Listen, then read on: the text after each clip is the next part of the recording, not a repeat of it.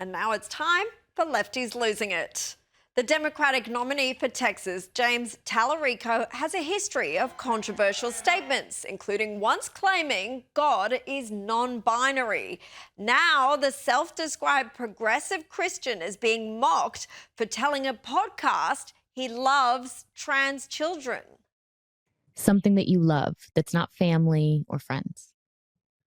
I love, I'm just saying this because it's on my mind, the trans children who showed up yesterday at the state capitol to advocate for their humanity.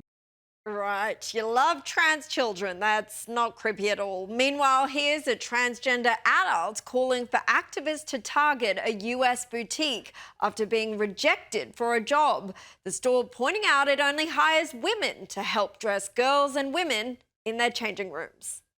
Hi everyone, it's Emily. I'm here at the Wheaton Mall in Wheaton, Maryland, and despite this store being hiring, they have beautiful dresses.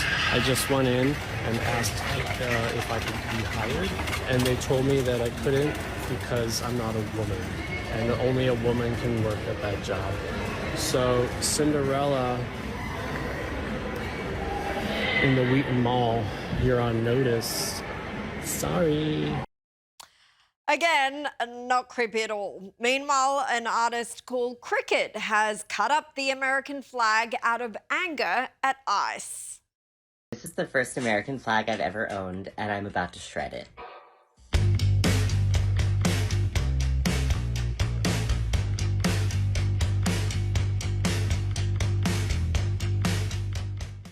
Someone please remove all sharp instruments from that individual. Cricket, though, is now planning to make a cozy quilt with the shredded flag and patches with the names of illegal aliens who've lost their lives in ICE custody, as well as protesters who were killed during anti-ICE action. But nothing with the names of Americans killed by illegal aliens, of course. Now check out this Canadian TikToker's foul-mouthed plea for someone to take out Trump over his operation to disarm the truly evil Iranian regime, while throwing in the old libel, he's a pedophile for good measure. Can anybody tell me why this world is headed into World War III just to protect a pedophile piece of Why? Somebody take him out. Well, let's hope she's never allowed over the border. Now, Tucker Carlson is by no means a lefty. He's what I would call the new woke right. But his latest take on Trump's military action in Iran is so unhinged, you have to now admit the man has well and truly lost it. Unconditional surrender means foreign troops get to rape your wife and daughter if they want. And everyone knows that. And that has been, if there's one consistent lesson of history, it means unconditional surrender means foreign troops get to rape your wife and daughter. Everyone can feel that. That is bonkers, and I am truly lost for words. But speaking of bonkers, check out these useful idiots at a Feminists for Palestine rally in London over the weekend, screeching at Iranian dissidents fighting for women back home, living under real oppression. Shame on you! Shame on you! Shame on you! Maybe these feminists should try protesting in Iran and see how long they last there. But let's finish now with a few words from the CEO of United Airlines, Scott Kirby. He joined the Katie Miller podcast, where he claimed his company only hired pilots on merit. How do you reassure passengers that says who's flying your plane is the one for the job, who is qualified and is merit-based? So I can't speak to the FAA, but I can speak to United. And by the way, I can speak to the whole airline industry when I say this.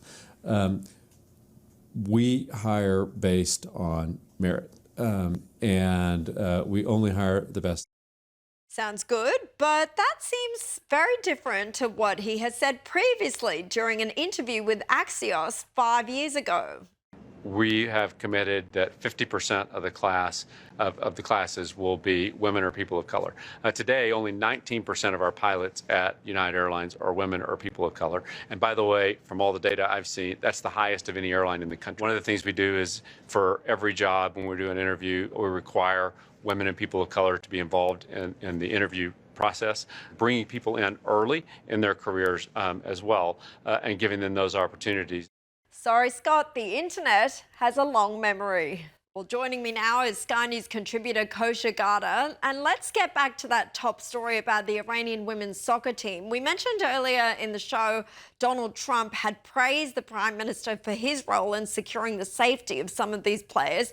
But that praise came after Trump had earlier accused Australia of making a terrible mistake by letting these women go back to Iran and implored Albanese to give them asylum.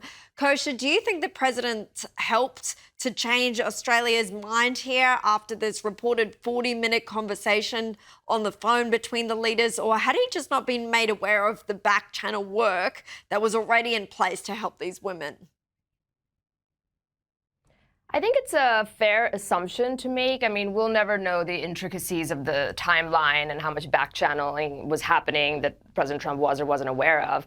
But I think if the President of the United States goes on social media and publicly names and shames another world leader, Prime Minister Albanese in this case, and chastising him for not doing more or not doing it more quickly, I'd have to imagine that that had some effect in at least turning up the pressure, the heat, even if maybe that was already in process. And he certainly called global attention to it and amplified the issue on the world stage in a way that only he can.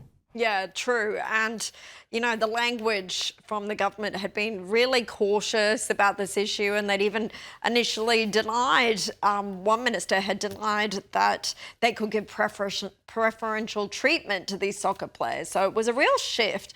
Donald Trump in the US has now been demanding that Senate Republicans ram his voter ID laws through the upper chamber. In a Truth Social post, another one, he went so far as to say he won't sign other bills until this one is passed.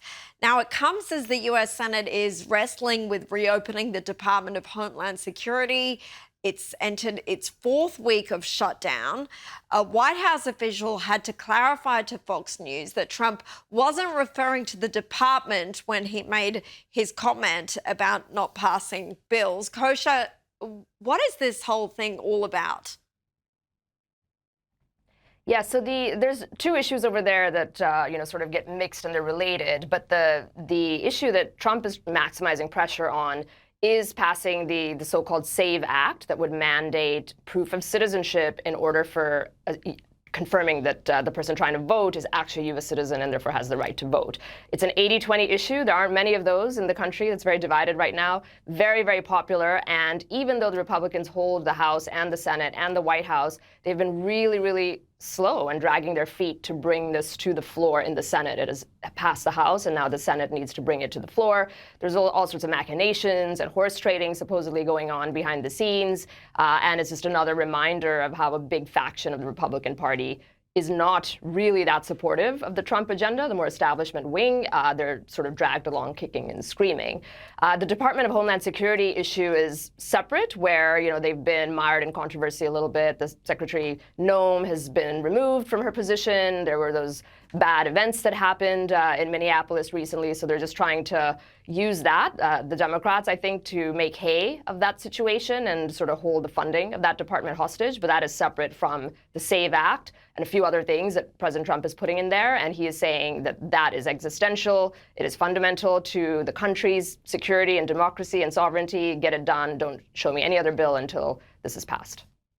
You'd think it would be fairly straightforward. People have to show their ID if they want to vote. It's one of those issues that seems strange to us here in Australia, where we have compulsory voting and people need to be registered and show their ID.